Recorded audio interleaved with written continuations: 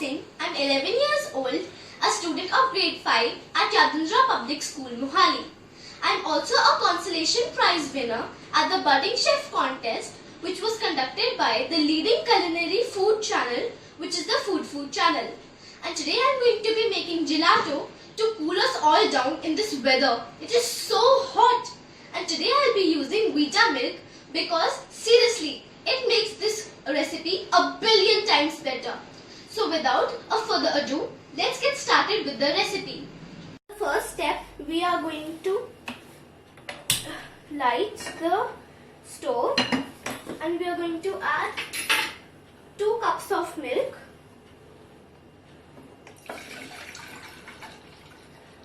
And we are going to let it simmer, not boil, just simmer. We have to keep it from medium to low heat. Okay, till the time that is simmering, in another bowl, we will take our egg yolks, not the whites, just the yolks. This is a custard based gelato, that's why we are adding eggs. After adding the eggs, we will add around half to 1 cup of sugar.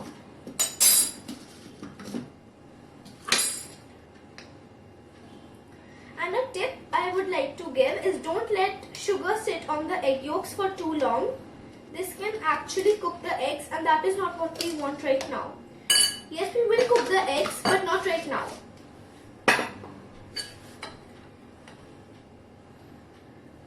For this step I'll use a whisk.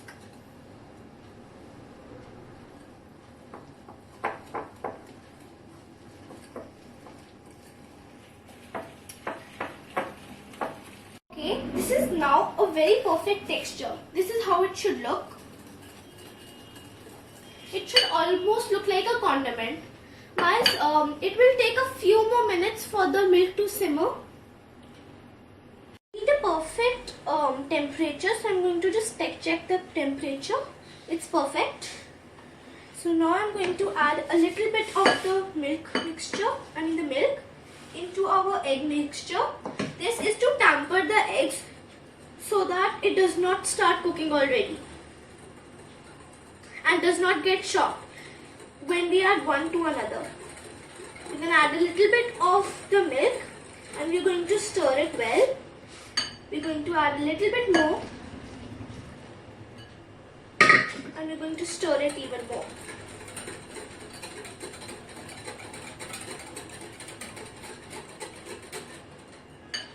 A little more milk.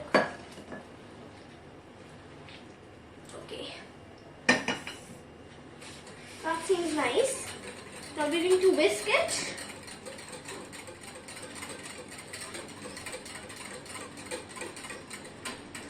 And now after I'm finished with the mixing, which is going to take around 1 to 2 minutes, I'm going to put this in here and we're going to simmer it so that it kind of thickens.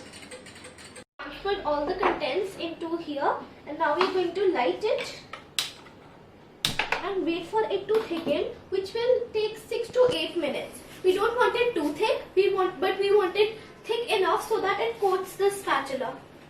And we're going to start mixing it thoroughly, because if you're not mixing it, the egg can split or curdle.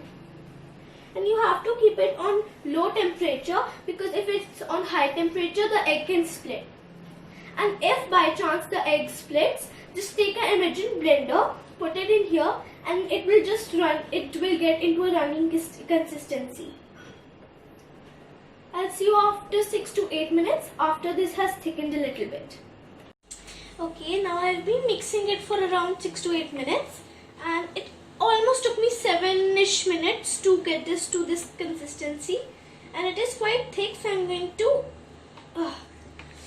take it off the stove.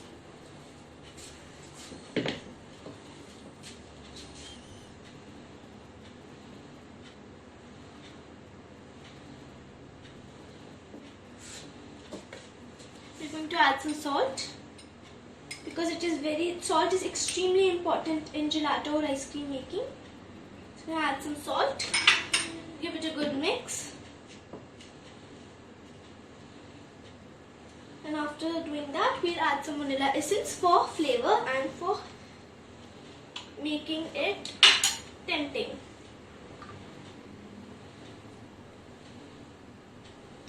That's it. Now we'll mix this together.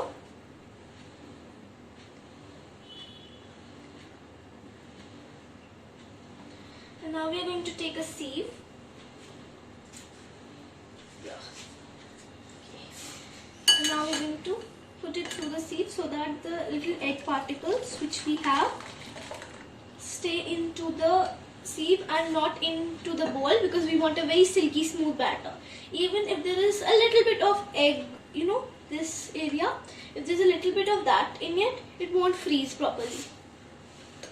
I have strained it and it's extremely smooth and thick. This is the consistency you want it to be. Now we are going to whip some cream. Okay, and after whipping the cream, I'm going to add this into the cream, and then we're going to add the flavor. So I'm going to see you after I whip the cream. I have whipped the cream and placed it into the fridge. Until that, we will place this into an ice bath. An ice bath is basically when you put a bowl, you put some water, some ice in it, and then you will place this on top of that for 20ish minutes. I'll see you after 20 minutes until it has cooled down properly. Okay, I have taken the whipped cream out of the fridge and the mixture has been in the ice bath for 20 minutes. Now I'll dump the cream into here, but some cream I'll still, it will be in the bowl so that I can melt some chocolate, which is going to be the flavor of my gelato. Let's dump this in. I'm saving a little bit of cream for my chocolate to melt. We're going to give this a good mix. Okay, the mixing process has been done. I'm using the Spark confectionery chocolate which is used for baking. If you don't have this chocolate, don't worry. You can use any chocolate, but you have to add a little bit of milk and tamper it, or else it will seize. I've already made the ganache, but I'm going to reheat it because it's kind of got chunky. Okay, so now we're going to add some cream into it, and I've put it onto the stove top. Add a little bit of cream, and we're going to mix it for 2 minutes so that it becomes liquidy again. It has been reheated, so I'm going to take it off the stove and I'm going to put it into my base mixture. And the fun part about this recipe is you can make it in any flavor. Mint flavor and strawberry flavor, mango flavor. You just have to put the puree in. I really wanted some chocolate ice cream today, so I'm making some chocolate ice cream. I've put the whole thing in. Now I'm going to mix it together. Mixing it for a while, and I just got this delicious chocolatey color, and it smells so good. I want to try it now. I want to try it now, but I have to freeze it first. Sadly.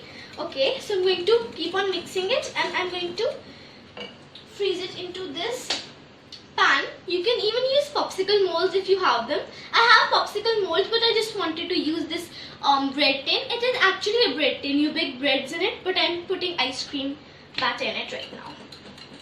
Okay, now put it into the silicone bread mold, and I'm going to take this toothpick and I'm going to pop the bubbles in it so that air does not form on it. Okay, that's done. There's still some bubbles, but that will do. I just popped the ones which were bigger and could, you know, make this not so good. Now we're going to put this into the freezer, and after every 1 to 2 hours we are going to churn it. So I'm going to see you when I'm going to churn it for the first time. Now I have taken the ice cream out of the freezer. And I'm going to churn it so that ice crystals do not form.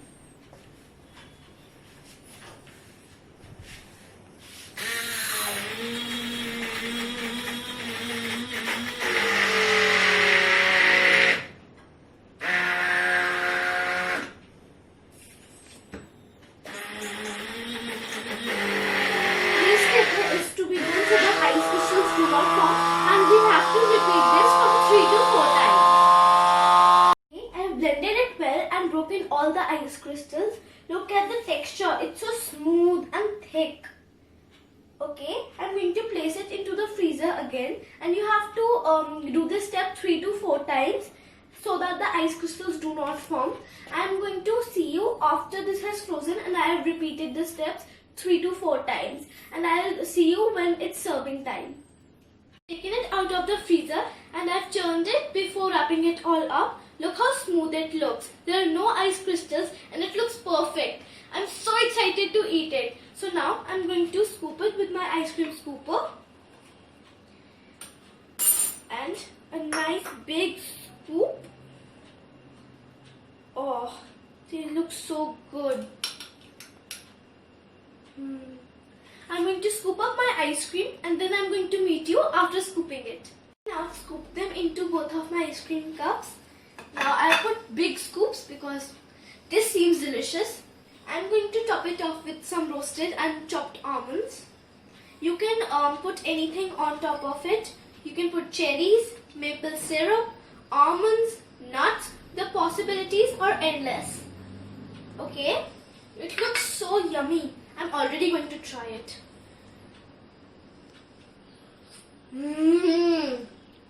It's so yummy. You have to try it. And it is me, Anahita, signing off. Adios. Happy cooking.